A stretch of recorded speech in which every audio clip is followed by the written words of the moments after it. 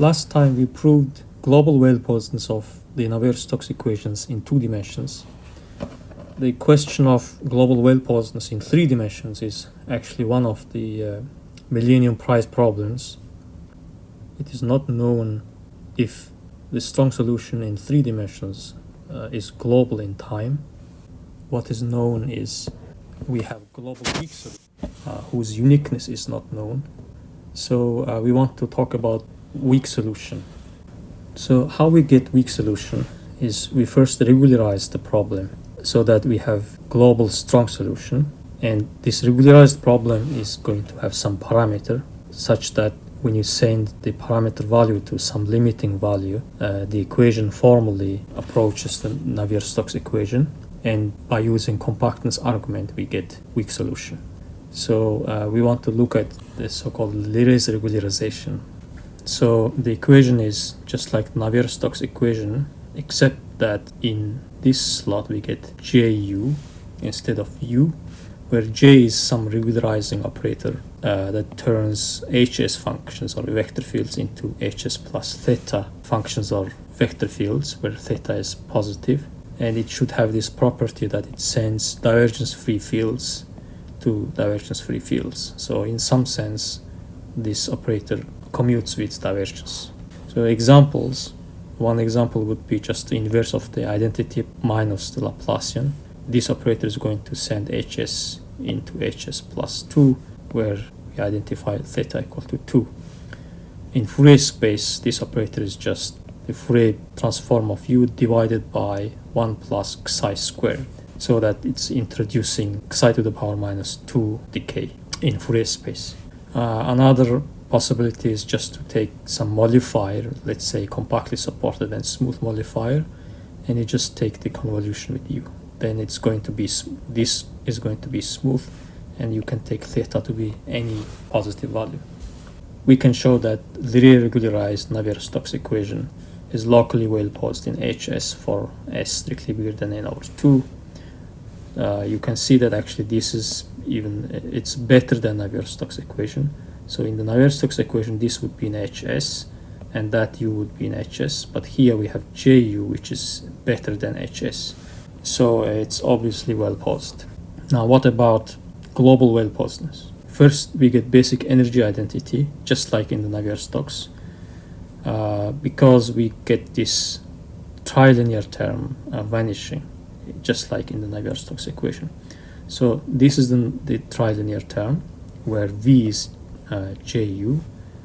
So just like in the Navier-Stokes equation, we write it in 2 ways. So first you do integration by parts, we get this, and second we just take the derivative by using the product rule. So we get, taking derivative of V, we get divergence of V, which is 0 because J commutes with divergence, and now taking the derivative of U, we get this term, which is identical to the other one, so that this trilinear term is 0, so we get basic energy identity. Now what about higher order estimate? So higher order estimate is very easy here. On the left hand side, we're going to get the time derivative of the HS semi-norm squared. On the right hand side, this is the term that comes from Laplacian dissipation term, and the trilinear term is going to give us this. Here we did integration by parts to put the divergence onto this test function U, and you get this HS plus 1 norm. And here we take S strictly bigger than n over 2 and just do multiplication. So we get HS norm of U and HS norm of Ju, and HS norm of Ju is bounded by HS minus theta norm of U. So we get this product. Then we bound this product by small epsilon times the HS plus 1 norm squared and some large constant C epsilon times HS minus theta norm squared and HS norm squared. And by choosing epsilon small, we can neglect the first 2 terms here, and we get this. We have L2H1 bound, so that means we need to have S minus theta smaller than 1 in order to turn L2H1 bound into L infinity HS bound. So what we need is s minus theta smaller than 1 and s bigger than n over 2. So that means it's enough to take theta bigger than n over 2 minus 1. Then there is going to be some s bigger than n over 2 that satisfies this. So we have global well posedness if theta is strictly bigger than n over 2 minus 1. So for example, that regularization where J is equal to identity minus Laplacian inverse.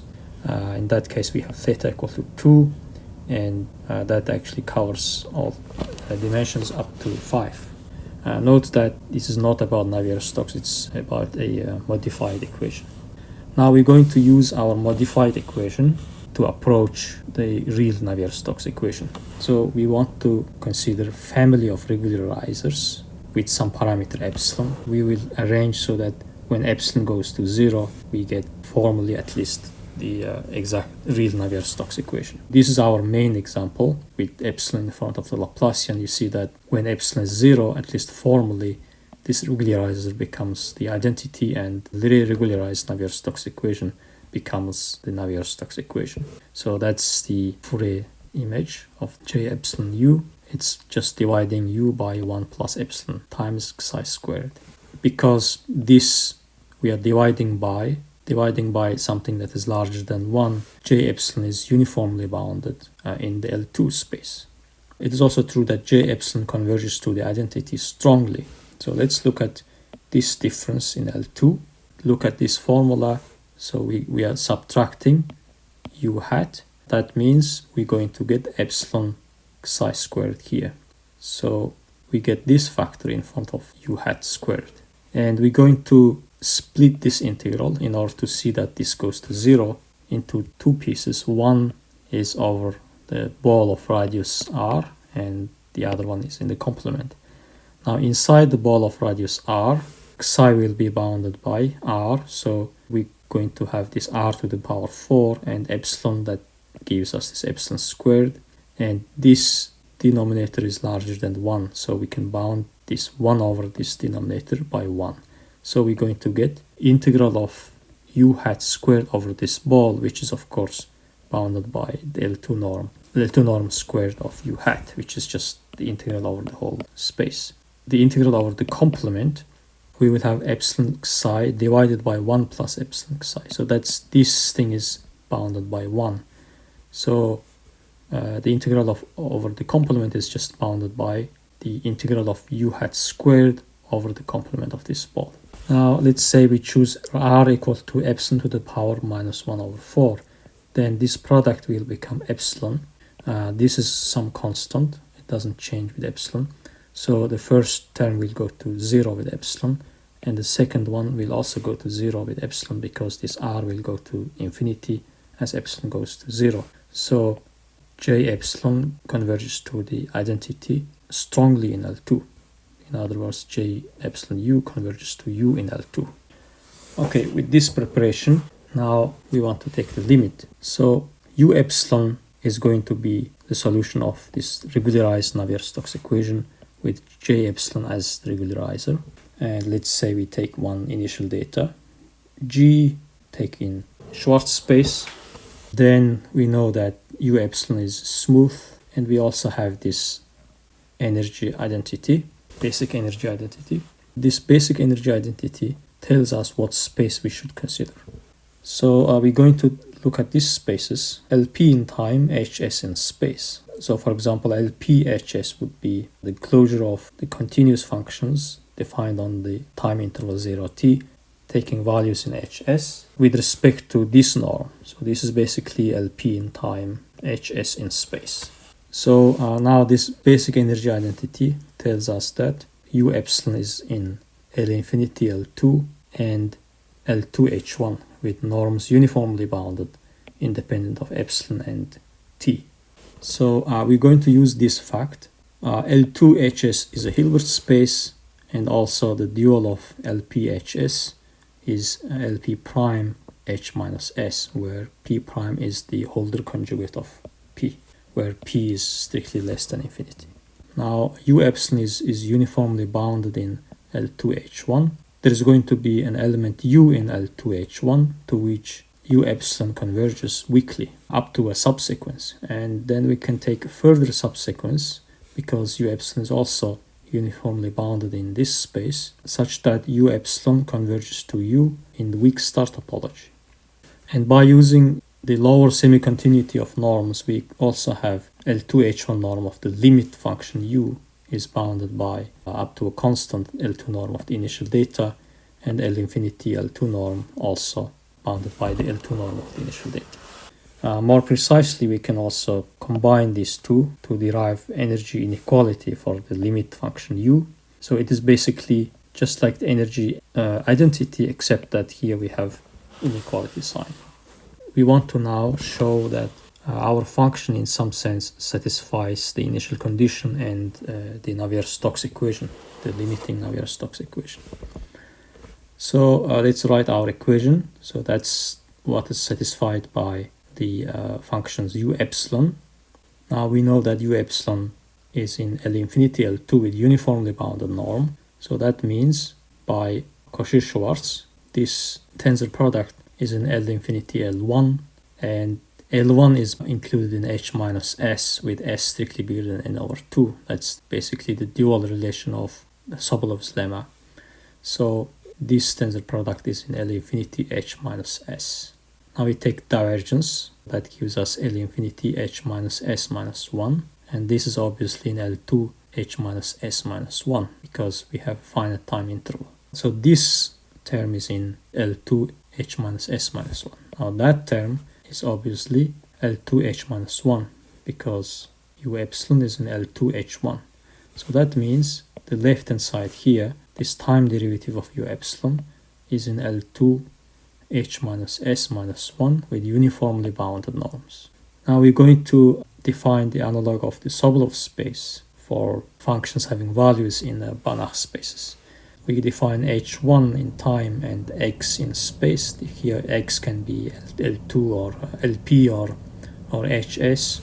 So that's exactly the same way. So this closure of C1 with respect to this norm here. So that is something like the Sobolov norm in one dimension, except that U has values in the Banach space X. So these norms are measured in X norm. Okay. And we're going to use the fact that this is a Hilbert space if the X is Hilbert. Otherwise, it's going to be a Banach space, of course. So, since it's Hilbert, we pass to another further subsequence to say that U epsilon converges weakly to U in H1 H minus S minus 1 topology. In one dimension, we know that H1 is actually subset of a Holder space. In particular, H1 functions are continuous in one dimension. In this setting, it is the same. We're going to use this fact. So that's the analog of, or the extension of Sobolov's lemma in one dimension. U epsilon converges to U in the weak topology, and H1 is part of continuous functions. That means pointwise evaluations are in the dual of H1.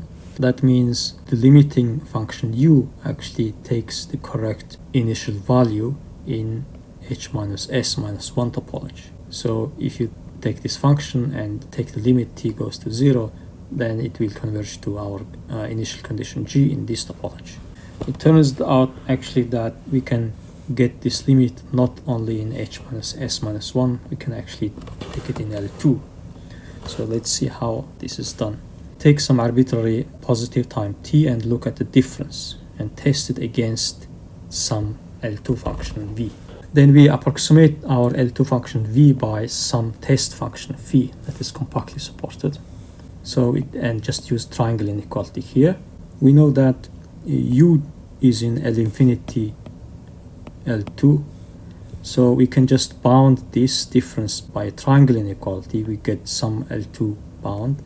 So the first term we can just bound by the L2 norm of phi minus phi, and we just write the second term here. Since these test functions are dense in L2, this first term can be made arbitrarily small, and the second term here converges to 0 because this L2 inner product will be equal to the pairing between an object in H minus S minus 1 and H S plus 1. and think of this phi as test function in hs plus 1. Then because u minus g converges to 0 in this topology, the second term will also converge to 0. So now that gives us, because this converges to 0 for any test function v in L2, that means we have now weak convergence. So ut converges to the initial condition g weakly in L2. And there is nothing special about g here. We can take any u, for example, u tau instead of g, and that this same argument will show that u is actually continuous in the weak topology of L2. So that space is denoted by this CWTL2. In other words, u as a function from this interval to L2 is weakly continuous. Now we want to update this convergence to a strong convergence in L2. So first of all, because of the lower semi-continuity of L2 norm of G is bounded by lim-inf of ut. Here, of course, t is going to 0. On the other hand, we look at the energy inequality here, and that gives us G is bigger than L infinity L2 norm of U. In other words, this is bigger than lim sup of this, because L infinity L2 norm is bigger than lim sup of this ut value as t goes to 0. And that means we have G bounded by lim-inf and bounded from below by lim sup. That means the norm of ut converges to the norm of G. We also have weak convergence in L2, so combination of weak convergence and norm convergence implies strong convergence in L2. So this function u actually takes the initial condition in L2. Okay, so the initial condition is good. Now we want to look at the equation itself. Now, in order to look at the equation, we will use this theorem, which is the analog or extension of Rielik's lemma. Say we have three Hilbert spaces such that x is compactly embedded into y and y embedded into z. Then this intersection between L2x and H1z is compactly embedded into L2y. Now in the ordinary usual setting, this is just saying that H1 is compactly embedded into L2 for finite time intervals. It follows immediately from the fact that H1 is a subset of Holder space with exponent half, and the Holder space is compactly embedded into continuous function space. So an example that we will use here is, here we take x to be H1 and z to be this space, this large space H minus S minus 1. Of course, in order to have this compact embedding here, now y is going to be just L2. We need to take a compact domain. So L2 H1 intersected with H1 H minus S minus 1 is compactly embedded into L2 L2 as long as you take compact domain here. So just choose some arbitrary compact domain K in Rn, then we're going to get this strong convergence here. U epsilon goes to U in this space strongly, L2 L2 space. So we want to show that this limit function U satisfies our equation in some sense. So that sense is going to be this weak sense. This can be derived by multiplying the Navier-Stokes equation by this test function, divergence-free test function, and doing integration by parts. Here, the time derivative becomes that with the derivative on the test function here and with minus sign. Here we could have put Laplacian on the test function, but we know that U has some space regularity, so we can just leave it here. And we also have the nonlinear term, so we can again put divergence here if you want. So we want to show that this limiting function U actually satisfies this definition or this relation for all test functions that are divergence free. Okay, so we want to show this here. What we have is, of course, the same thing for U epsilon. And basically we want to just compare these corresponding terms. Look at the first terms. So that gives us this difference here. V is a compactly supported divergence-free vector field. So just by using Cauchy-Schwarz, we get this here, L2, L2, and we know that this converges strongly, and this is fixed, so that goes to 0. Now for the Laplace term, we have this. Again, okay, put Laplacian on the test function. We get L2, L2, and that goes to 0 because we have strong convergence. Now we have to check this nonlinear term. So first of all, we want to put the divergence over to the test function, and then we write this as the sum of three terms. First you get u minus j epsilon u. Over here you get j epsilon u minus u epsilon. Over here we have u minus u epsilon. So basically what will happen is that for this term we need strong convergence of j epsilon. For this term we need strong convergence of u epsilon to u that we already have, and uniform boundedness of j epsilon. For this we need strong convergence of u epsilon and uniform boundedness of u epsilon and j epsilon. Okay, so we look at these three terms. So here the first term, we need the strong convergence of j epsilon that we have here. For the second term we need the strong convergence of u epsilon, that's what we have by compactness, and we also have uniform boundedness of j epsilon. For the third term we need uniform boundedness of j epsilon and uniform boundedness of u epsilon, because u epsilon is a convergent sequence, and we need also strong convergence of u epsilon that we have by compactness. So we have weak solution, and we can prove this theorem. In this theorem we actually take the initial condition to be in L2, which can easily be done by basically approximating this initial condition by smooth initial conditions, for example. So we have L2 initial data, which is divergence free. Then there exists a weak solution to the Navier-Stokes equation satisfying this condition, which is L infinity L2, L2 H1, and weakly continuous in L2, and taking the initial value in the L2 sense and satisfying the energy inequality. Such solutions are called Leray-Hopf solutions. The important thing here is, of course, that T can be arbitrary, which means this is a global weak solution, and it is not known this weak solution is actually unique or if it is regular. So we can ask if the weak solution is unique or smooth. There are various criteria, but there is no unconditional result. There are many types of criteria, but we only want to look at some classical ones here.